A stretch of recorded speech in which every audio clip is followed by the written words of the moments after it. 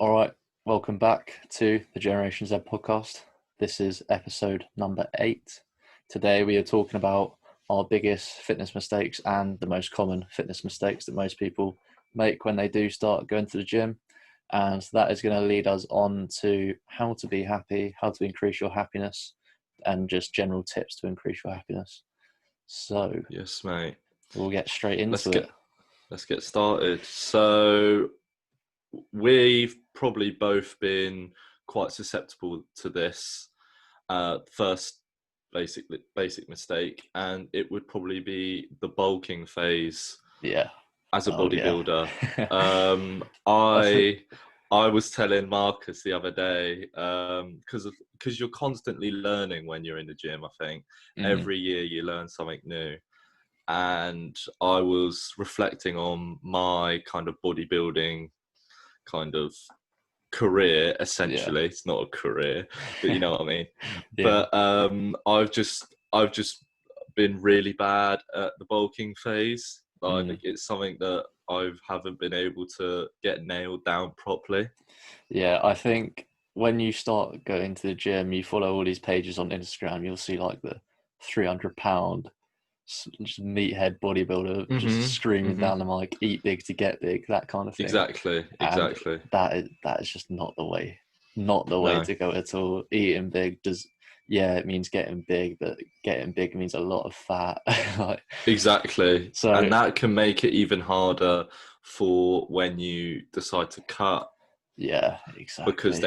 Because you've just got a lot more excess fat that you're having to burn even before you get to the potential period where you're starting to see your abs. So we think that it's a lot more optimal to have a surplus of just over 200 to 300 calories. Yeah.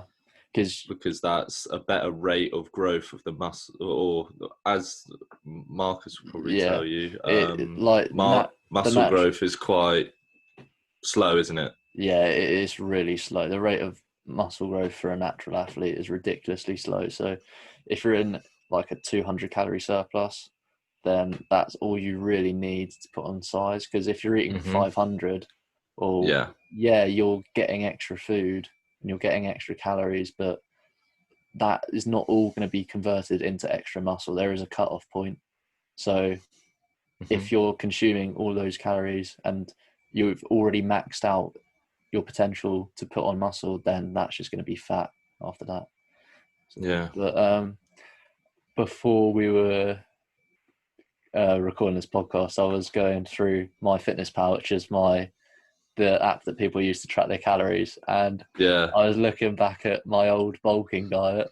So I scrolled back to Are you sure you want to say this on the podcast? It is jokes. Back to 2016. So you got to keep in mind, this is when I was just training my garage. So like I didn't even have proper equipment. So I had no need for all this food. But at the end of my current bulk, I was 85 kg and eating 3,300 to 3,400 calories a day.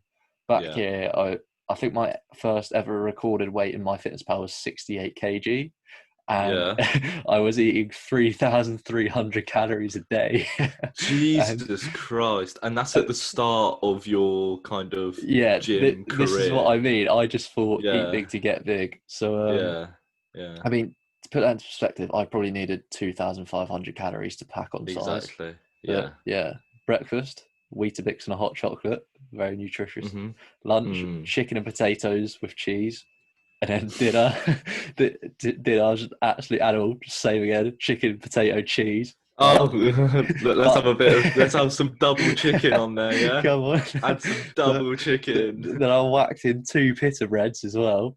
And then my snacks, this is where it gets really good, is 2 mince pies, Smartie yogurt, mini Bix, a scoop of protein, jelly babies, wine gums, and a hot cross bun. Oh my god, the vitamins in that, mate. And that came to a total of 150 grams of protein, which that's all right. That's decent. Yeah, that's actually decent, to be fair. Carbs, 570. Which is just ridiculous. Yeah. 52 grams of fat.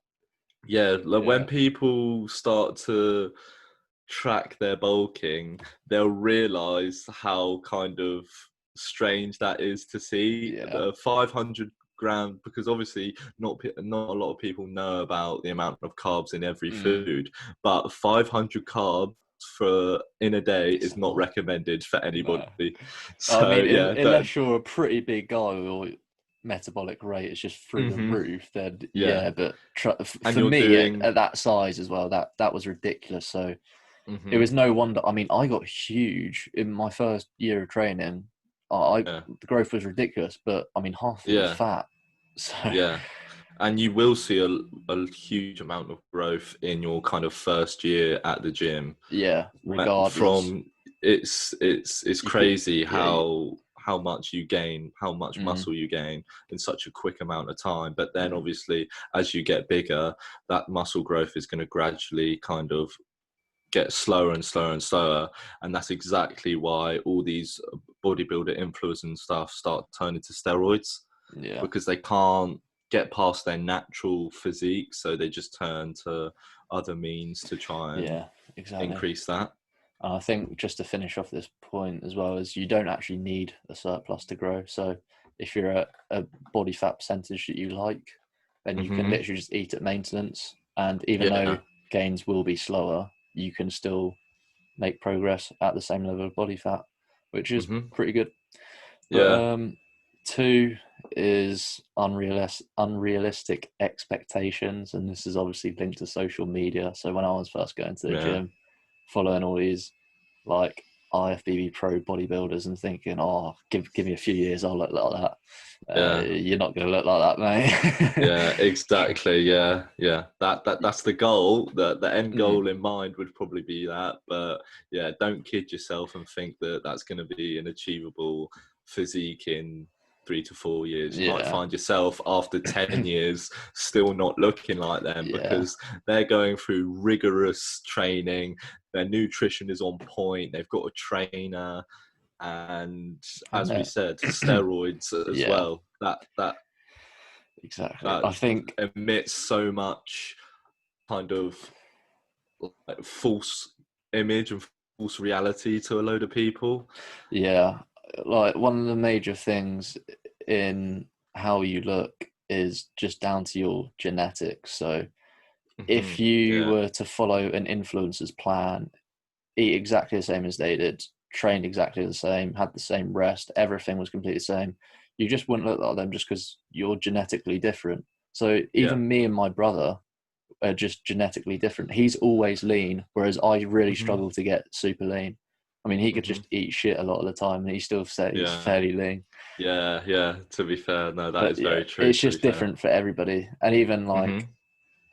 to put on muscle mass as well, again, that's going to be down to your genetics. Some people Yeah, will really struggle. Some people, like, you'll do see it them. easily. Yeah, Yeah, like some people, if you think back to when you're in school or something, there was probably always that kid that was like absolutely jacked and didn't even work out at all. yeah, It's just exactly. naturally built like that. Yeah, and that's why you kind of shouldn't compare your progress to No. anybody else, because at the end of the day, you could be doing twice as much as them and you could still kind of be at the same physique, but there's no need to compare. It's the amount of work that you do put in the gym that you should be proud of, rather than Mm, like the physique, because it will come yeah, if you're going into the gym and putting 110% effort in every time, that you're gonna see change. Like that, yeah, it's just your body just won't be like, nah, I'm not gonna put on muscle. Like it doesn't do that. yeah, exactly. And I think that comes. So when we talk about unrealistic expectations, it's not just um, what you can look like, but how long it will take you to get there as well. I mean, Hmm. you're in this for the long game. We're talking Exactly. 5 years to build a decent physique. Yeah. Don't Hundred expect percent. to be 3 months into training and wondering why you're not like huge and shredded. Like Yeah. it's just not going to happen. Exactly. But That's really true. next thing would be thinking that lifting weights is where you're building all your muscle. Now, in the gym is literally the least anabolic you can be. That's when you're breaking down all your muscle. Like the gym Yeah. is kind of the fun, easy part of, like this kind of lifestyle, Mhm. because it is a lifestyle. Yeah. Building muscle is a lifestyle. Yeah. But yeah, muscle growth occurs outside of the gym, not in the gym. So that means Exactly. your nutrition needs to be on point, Recovery, and your yeah, sleep. sleep is massive. I don't care how much you work out and what you eat. If you don't sleep, you're literally not going to grow. Yeah, I think we were talking about doing an episode on sleep Yeah, we because will. we both believe that is incredibly important and it's taken for granted by so many people. I hear so many people saying that they've got 3 hours of sleep, 5 hours of sleep, and Disgusting, man. you are literally not helping yourself. You are breaking your body down You're even before you slowly killing started the yourself. day. Yeah, even before You it literally gets to are. that extent. Like if you do the research, it's mental what a lack of sleep can do to you in the long term. Yeah, it is ridiculous. But yeah, I think the Mm, key thing here on this point is that your workout, like an hour's work in the gym alone, is not sufficient for long-term no. progress. But as you said earlier, like your first year of training, you could eat shit, sleep barely anything, but because the stimulus is so new to your Mm, muscles that it's just you're going to grow regardless. But again, mm. we're talking long term here. Literally thinking about back to that, imagine if we were educated like we are now and we just started going into the gym. Say we Oh had our mate, first bulking phase and we went into a 200 calorie surplus, and literally we generally believe that you just look like a different person, wouldn't you? it'd be You unreal. just build Honestly, if muscle everywhere every day, and you just be yeah, like, Jesus Christ, what is going on with me? yeah. I mean, for people that are listening, if you take these tips into account and listen to our other podcasts on how anybody can get in shape, if you haven't been to the gym before, especially, then Go what to the I gym like yeah this month yeah or what start I going achieved in my first 2 years or so, you could literally do in like half the time in a year, if not better. Because 100%. Yeah. when I first started going to the gym, I was lucky enough that my brother had been going to the gym for like 3 years or something. So I Yeah. had a better start than most people, but still I was nowhere near optimal. Hmm. But yeah. Yeah. Yeah. This will definitely help a lot of newbies in the gym if Mm, they're thinking of getting a membership after. I think it's 10 days, isn't it? When gyms 25th. start. Yeah. Gyms reopen in 10 days. So Oh, if you haven't come on. thought about it, get yourself a gym membership, follow these Do it. tips, get down there, and your growth will be unreal. Yeah. Growth physically Guaranteed. and mentally. 100%. Yeah. Next point would be not progressively overloading. So progressive overload is literally just either increasing the weight or the reps or the amounts of sets.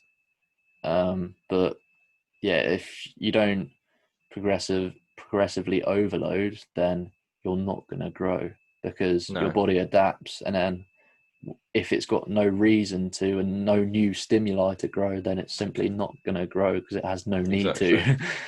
I mean, Exactly. Yeah, you're not shocking your system. mm, This could, yeah, progressive overload in the bulking phase. That is where you can smash your PBs. yeah, Like a lot of literally. people do a lot of powerlifting, Mm, and if you're progressively overloading, either bodybuilding or power building, that's going to be huge for you, I think. yeah. I think in your first year, especially, like you'll be able to increase every session. But even for me this year, I was progressively overloading almost every week, but Mm. that is just in the form of, so last week I did this weight for 10 reps, I'm going to do it for 11. If Yeah, if exactly. you can get Little an extra, yeah, incremental. even if it's over a week, if you get one rep the next week, that means that you've added muscle. I mean, Yeah, well, maybe you just had like pre-workout or something. There could be yeah. some other external factor. But if you're continuously doing that, then Hmm. you're clearly putting on muscle. Yeah, you're getting stronger, Yeah. 100%. Um, the next thing, So yeah, the next one, I'd probably want to talk about this because we've yeah, so we said poor fat loss strategies. I think with social media at the moment, there is a huge misconception around fat loss, and we're just going to talk like basically, you know, all these kind of skinny teas, these fat burners, these stuff where you're not actually educating yourself on your nutrition and what you're actually putting into your body. A lot of people kind of look for the easy way out when they're trying to lose some fat, and they just use these kind of teas and these burners to essentially suppress their hunger. But that's not gonna have a any good long-term effects, because that's going to lead to a lot of binge eating. I think, I mean, we're going to touch on supplements in a minute, but one Yeah. of the key things that key mistakes that I made when I first did my first ever cut was thinking that dropping calories really quickly is going to get you shredded. So I went from eating like 3,000 straight down to 2,200 calories a day. I Yeah. mean, for the first 4-5 weeks or so, yeah, I was dropping weight. Then your metabolism's going to adapt, and then you're stuck at 2,200 calories, not losing any weight. Next thing you know, you got to drop down to 2,000. And at 2,000, you're starving. Then your metabolism Yeah. adapts again. Then where do you go? Do you add in an extra hour's cardio? Do you drop another 200 calories? 1,800 calories. Nobody wants to be eating that. So yeah, I think No. key thing with fat loss would be slow and steady. Slowly decrease your calories. Dropping Yeah. calories quicker is not going to get you lean quicker because it's not sustainable, and that leads on to binge eating. The sustainability. Yeah. If you can't sustain your diet and you just restrict so much that finally you're going to be, fuck this, give me some food. Exactly. Yeah. I was Yeah. actually thinking earlier, I'll probably do a whole podcast on like what's it called? Not eating disorders, yeah. Eating Mhm. disorders and binge eating, because I used to binge badly. Yeah. It's quite easy for people to do, isn't it? Yeah. If they're not educated on, because fat loss, even if you're dropping these calories that you're intaking by like 50 calories a week Mm. over the space of, let's say you're doing an 8-week fat loss program, you're gonna get to like 2,200 or however much it will be, or 2,300, and you're going to be satisfied every day with the amount of food that you're having. Mm. And I And think, we think refeed days are so good for fat loss, yeah, because even definitely. Marcus kind of educated me on this. It's something to do with restoring your glycogen levels, isn't it? Yeah, so glycogen levels are just basic. Let's just call them like energy levels for your muscles, basically. Let's just keep it Yeah. simple. But Hmm. when you're dieting and you're lacking calories, and when you're using, so say we're doing a bicep curl, for example, we're using up energy in the muscle, using up that glycogen. That glycogen is going to start to deplete due to lack of calories, and then refeed Hmm. day is going to fill your muscles back up with, well, carbs get Yeah. turn into glycogen, so let's just call it muscle energy in the muscle. So then Hmm. you get your nice juicy pumps back, Oh which yeah. feel like get a bit more energy. Yeah, But your veins pop in as yeah, well. Like on exactly. carbs, your veins just inflate. Yeah, And if you're doing uh, like an arm session on or well, typically on a refeed day, you usually have a rest day, don't you? yeah, I do. That's probably the best thing, but that doesn't mean rest as in kind of do nothing. You can still maybe do cardio Yeah, or do like stretching and allow your mm. muscles to recover. Yeah, because I mean, a refeed day is essentially to fill your muscles back up with glycogen, so you don't want to be using your muscles that much. And No. actually, I don't think we even said what a refeed day is, but Yeah. during a fat loss Okay. phase, say your maintenance calories is 2,500, you've been eating at 2,000 calories. Refeed, you just go back up to 2,500 for a day, or you Yeah, you could even just potentially just go 100, 200 over if you want it. I know psychologically that can be really beneficial as well. Yeah, Massively. 100%. You're basically, what you're doing is you're bringing your protein down quite a lot, because obviously you're not going to the gym, you're not tearing any muscles at all, and then you're going to want to increase your carbs and fat Well, I mean, instead. when we say bring protein down, I mean protein like, Protein intake decreases. well, I mean like high quality, so let's say chicken, high quality protein sources, they can come Hmm. down slightly because carbs are protein sparing. So if you drop your, let's just again say chicken, if you drop your chicken by 50 grams, your like 200 calories more carbs or whatever would make up for that protein because it's protein Yeah, sparing, that yeah. kind of thing. But yeah. Hmm. Um, Next thing would be lying to yourself about tracking calories, and I've been guilty of this in the past. Where you go, Yeah, yeah, oh, I don't really need to track today because I roughly know what I'm eating. Like, I'm yeah, sure this, like, yeah. I don't know, I've probably hit burger. my protein count. Yeah, yeah. Don't lie to It's, yourself yeah. because I mean, unless you've been doing it for a really long time.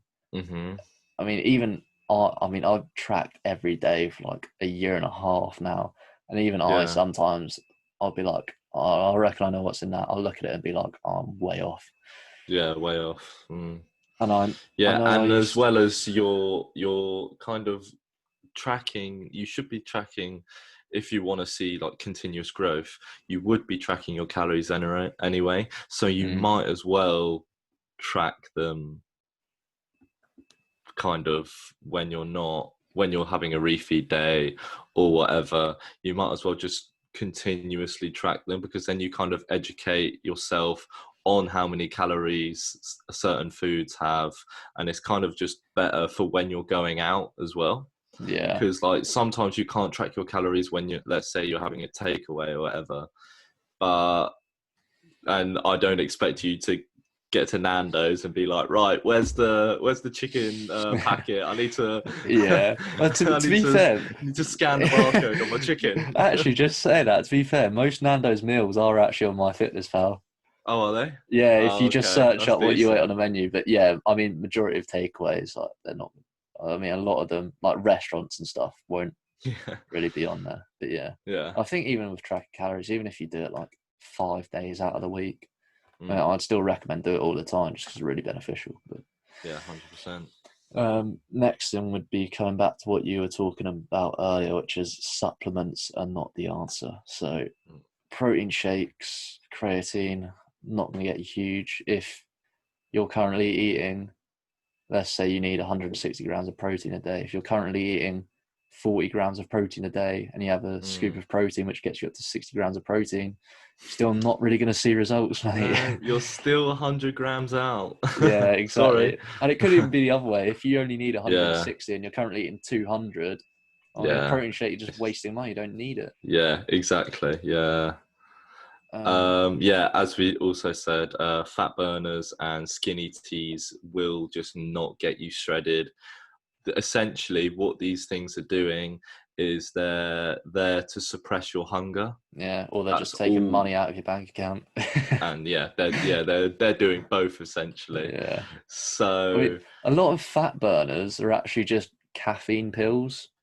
But I yeah, mean, have a coffee obviously, instead. yeah, if you have a coffee, then you can go for longer, which means you could potentially burn more fat. So, I mean, you are allowed to call it a fat burner, but yeah, Hmm. literally just have a coffee, mate. Yeah, It's exactly. that Yeah, simple. at the end of the day, the people, these sorts of companies just want to sell money to people that are just uneducated, and it's a bit. I think looking at it, it's quite bad on their part, Oh, because it's fucked. they're taking advantage of people that don't aren't really too educated on the fitness scene or in their Yeah, nutrition, so they're literally just advertising to people that selling them this kind of false reality, which yeah, is just I know. like it's not Because actually helping the person. I know, like, I honestly think about 85, 90% of the population don't have a clue about nutrition. No, So if and they're I, never taught in like the education or yeah, whatever. So exactly. It's like, so fun. That's why it's easy to just to be like, drink this and you'll get fat, even though you're in a 600 calorie surplus. If you Exactly. drink this little bag of tea, Yeah. like, trust me, Yeah. you'd be Trust me, shredded in you. no time. Yeah. Oh mate, yeah, but It's annoying, it but is frustrating. But people are always gonna. You always get the Love Island people come out the villa and be like, yeah. this Look at smoothie this got me skinny shredded in 2 tea. weeks. You're basically just putting your money in their bank account if you do Yeah, that. So our recommendation is don't touch any of that sort of stuff. yeah, waste of Fat time and burners money. or skinny teas, but protein shakes and creatine are beneficial. They Yeah, are. everybody should be on creatine. I don't Mm. care. Even your nan should be on creatine. Like, it's not even just a Get them. gym supplement. It's just a general health supplement. Get her to use your code on my Yeah. protein. Get her to use your referral code. Get her a Nan, little oi. get her a little bag for her birthday. She'll love Yeah, it. trust me. Go for it. But, next thing would be overtraining. So if you do have a lagging body part, um, it might be better to bring it up by increasing your intensity rather than just Hmm. increasing the amount of sets or reps you do. So a lot of times if you Google like how do I bring up a lagging body part, people are just they'll say increase volume. Now volume can be intensity, sets or reps, but most people don't realize that intensity is part of volume. So I Yeah. mean I used to do this because Hmm. my chest was pretty small. I mean it still is, but we're getting there. But yeah, so I was originally training chest 2 days a week, and then I Mm. switched to 3 days a week, and that means those 3 sessions would be 4 exercises each of 4 sets. So that is a lot of volume on chest, and I was Yeah, that wondering why it is. wasn't growing. The reason was Hmm. because I was simply overtraining. So Yeah, yeah, I would never recover in time, which meant I yeah. couldn't progressively overload, which means I just wasn't growing. Yeah, exactly. Yeah, and that just goes to your your training regime Mm, and educating yourself on, because in the bulking phase, it's probably good to, as you said, have high intensity but low reps, because that's where you're the strongest. When you're in that calorie surplus, that extra energy that you're giving to your body is going to allow you to push that extra rep or two mm. or increase that weight every time. I think So you should always aim to get as strong as possible over just a different amount of rep ranges. mhm, So I currently do so let's just say chest again. Every chest yeah, exercise I'll do one set of say 7 to 10, which is slightly on the low. No, actually 6 to 10, which is on the lower yeah, end, and mhm, then I'll do one back off set of about 10 to 15 reps. When I say back yeah, off set, that doesn't mean like, oh, this is just an easy set. It just means because I've just done a really heavy set, I need to back off slightly on the weight and just increase the reps a little bit. exactly, yeah, mhm, Next thing would be getting too caught up in social life.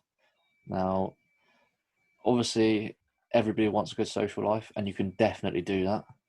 But yeah, there is definitely a point where you kind of just sack off the gym and get on the yeah. piss Get on the basically. piss up, yeah, yeah. Yeah, But also, we both find that gym is a very social activity. yeah, it is to be It's fair. you kind of go to the gym, you see mates, you talk, you chat, and there's kind of a little community at the gym.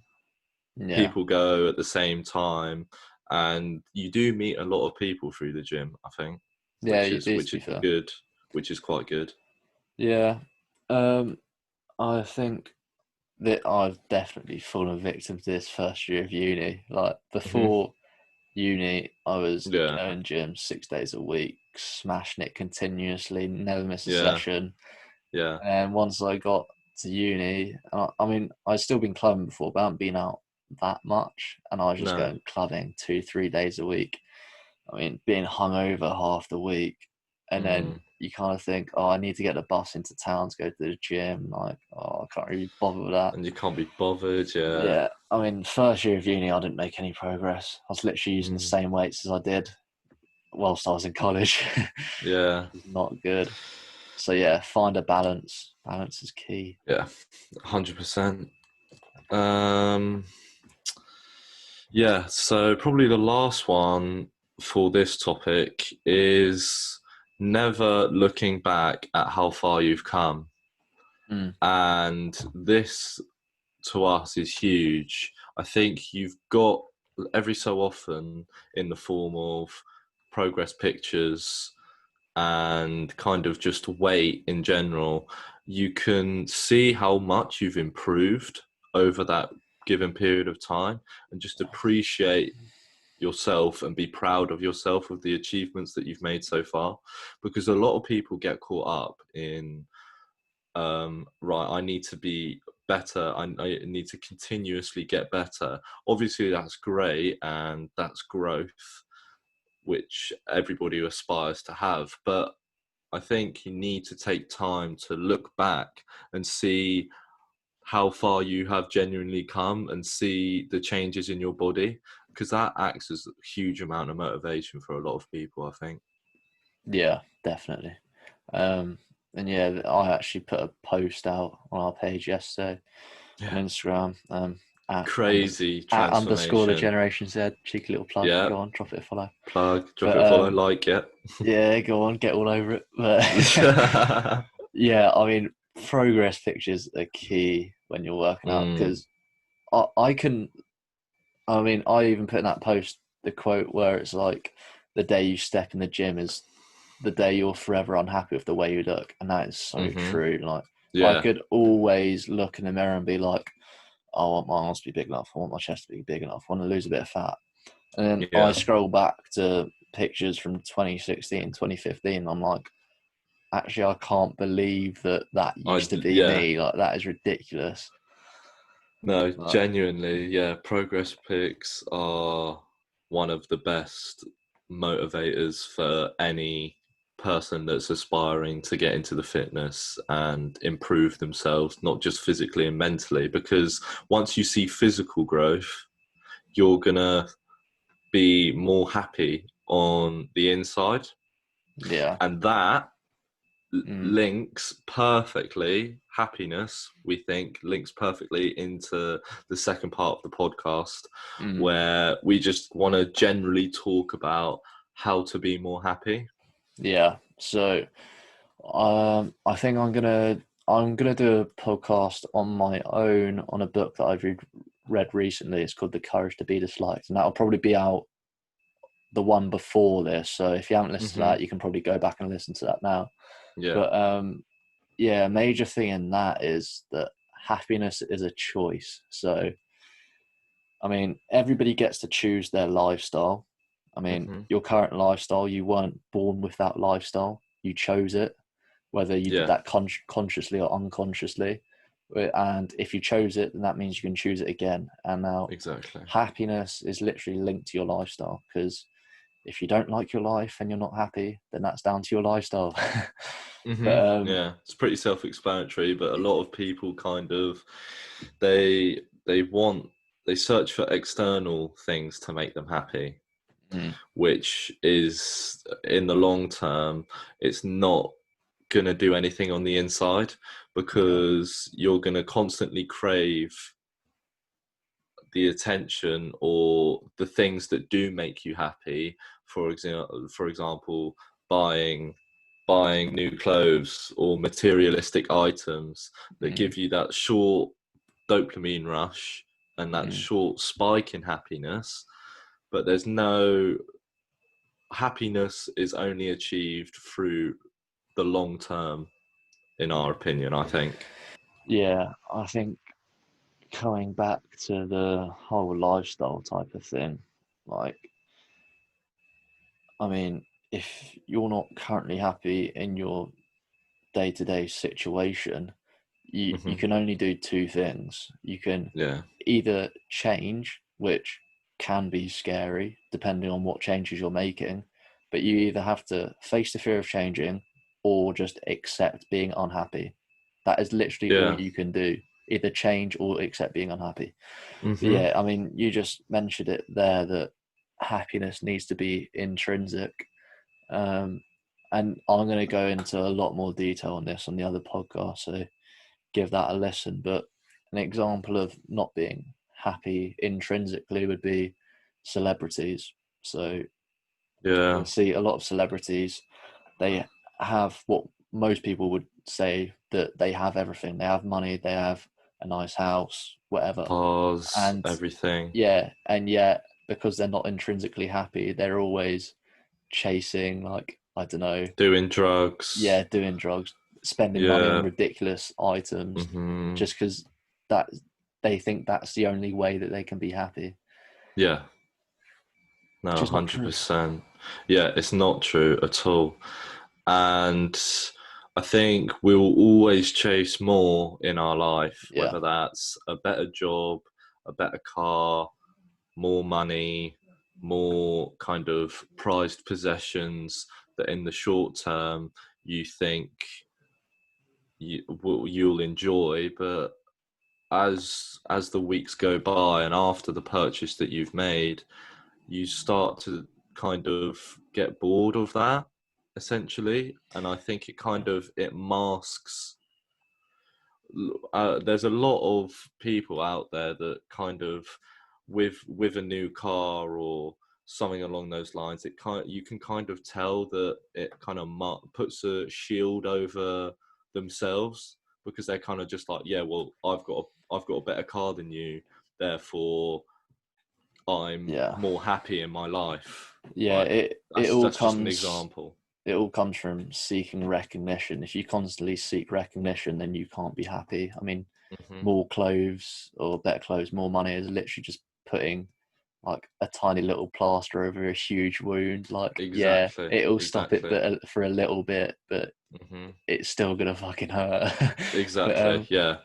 I actually found something the other day which was a really good way of making people happy, which is gratitude by negative thinking. So take anything like an ordinary object. I mean, if you take, for example, I mean, I'm recording on this laptop. So Hmm. think about what would happen if your laptop right now just shut down and broke and you didn't have Yeah. it. Hmm. And then you didn't, I mean, every day I just open up this laptop and go on it. I'll just chuck it Yeah. on my bed when I'm done with it. When Yeah, I you first take it got, for granted sometimes, yeah, don't you? when you first got it, you're probably really excited, did it, played around on it for a week straight or whatever, and now it's Hmm. just another thing that you've got. Yeah, yeah. But yeah, And that's even, I think, another example of that is, um, even when like go past McDonald's or something, when you're a little kid and you goes, oh, I want McDonald's, I want McDonald's, Mum, can we get McDonald's? yeah, And then she goes, oh, we've got chips and whatever in the fridge, we'll have that for dinner. And mm, you're like, oh, yeah. why? And you Just get really ruins your day. annoyed, because then you think about that and you take a broader perspective on that issue, and you're like, some people don't have food in the fridge to go home to. And Exactly. obviously, when you're a child, you're kind of, that's not what, Yeah, you shouldn't really be thinking about that. But now, as I look back on that moment, I'm kind of just like, why was I complaining about the fact that we had food at our house? yeah, Like, I'm so blessed to kind of have a house, have food, have clean water. There's a lot of people in this world that don't have that, and that's like a basic necessity. yeah. That's huge. I think that literally just links back to what I've just mentioned there, which is like what the gratitude by negative thinking is. What would we miss if it was gone? Which is Hmm. massive. Once you Yeah. start thinking what you actually have and think whether it's gone. I mean, even like a family member, you probably walk Mm, past your family every day and yeah. just be like morning, or they'll piss you off or something. Yeah. I mean, But yeah. but yeah, I think Yeah. most people could be genuinely happy and live a happy life, literally how they are right now. Hmm. Yeah. Like, Imagine if you went home and there was no food in your fridge, or something happened with your house where they took your house and you had no home to go to, literally in a split second, how much your life would change. So I exactly. think it's just about being thankful for what you do have. And then once you do have that perspective and you're continuously being gratitude on a day to, or continuously being grateful on a day-to-day basis, I think you'll find yourself waking up every day like I'm a lot more happier because Yeah, definitely. I'm just blessed. Yeah, I mean, you could literally die any second. I Mm, mean, for some people, just being alive could be yeah, like a thing to be exactly. happy for. I mean, Yeah. I know that sounds extreme, but you get what I mean. Hmm. But I think saying that, it doesn't mean that you should just be like, oh well, I'm content. I don't need to do anything. Like, you can still No. want to achieve things and set goals and Yeah, go out and do them, but just don't exactly. think that achieving those things alone is going to bring you happiness, because again, it needs to be Yeah. intrinsic. Growth comes, well, I'm a huge believer of happiness is heavily linked with growth. Mm, So even that being your bank balance in terms of you're more financially stable, or you have been able to increase your skill set in a certain field, or if you're just growing in your education, growth is a huge thing for humans. When the better person than you was yesterday, then I think I've never heard of nobody not being happy when they're not growing. So I think growth is a huge thing to happiness. yeah, I mean, just speaking about education and stuff, there, I think that's another. I mean, we always talk about reading. That's another reason to read. If you read a couple of pages a day and you've learned something, then you're better than yesterday. That can even make you Yeah, happy, and that's really simple to do. But yeah, um, I think one last thing that I'd like to touch on is that I'm currently reading a book called The Power of Now, and I know Sam has just bought it as and so well. am I. Yeah, And I'm in the opening stages, first yeah, chapter. we're going to do a podcast on that whenever we finish the book, because it is Hmm. really good. But one of the key Yeah, things I've got from that is that you need to be present to be happy. So yeah, there's no point constantly thinking about the future or the past, because you can only enjoy the present. hmm, And I think if you're constantly thinking about, oh, how good last week was, well, last week isn't coming back. Like, all exactly. right, That get over it. there's literally nothing you can do to change the past, and even that being something that was embarrassing in the past. Let's say you fell over in front of a group of people, like, and you contemplate about that, and you just replay that scene over and over again in your head. You can't change that what's just happened, so Exactly. why would you dwell on it? Just Like, accept it. it's not going to make the situation any different or any better in your favor, so you might as well just accept it and be like, right, I fell over, or that embarrassing thing happened to me. Move on. Is what Let's it is. continue. Yeah. Yeah, exactly. And then, so that's the past, obviously. And then moving forward to the future, like, I know this sounds a bit deep, but the future doesn't exist. Like, Mm, you never yeah. know what's going to happen as well. So, I mean, even like Corona, somebody Yeah, who's just exactly. constantly living like, oh, I just can't wait for summer to come, can't wait. They don't just ignore what's going on around them their whole lives, waiting for summer, and then Corona Hmm. comes, and then suddenly it's just, oh, I'm always the victim. Like, why did this have to happen to Yeah, me, kind of thing. But I yeah. think, I mean, even just making it into simpler terms would be, say, next week you're, I don't know, going out for your birthday, and you spend your Hmm. whole week waiting to go out for your birthday. You've just spent the last 7 days not being Not doing happy, anything. yeah, or just not even concentrating on what, like, how happy you are. I know it sounds a bit Hmm. stupid, just to be alive or whatever, just Hmm. for that Hmm. week. Like, you're not taking in and being Yeah, happy with what you've got. And suddenly it yeah. comes to that night out, you're happy for, I don't know, 4 hours, whatever. Come back next day hungover, and then you just constantly just like, right, when's the next night out? Exactly. Yeah. No, that's so true, I mate. hope that makes sense, kind of thing. It's Yeah, kind of hard to yeah. explain, which is why I want to do a whole podcast on that book, because it is really interesting. But yeah, I think 100%. the major thing there would be is don't constantly look into the future in search of your next short-lived positive experience, whether that's nights out, drugs, clothes, whatever. Like, just concentrate on what you've got right now, basically. 100%. I think that's it. We've covered a lot in this podcast.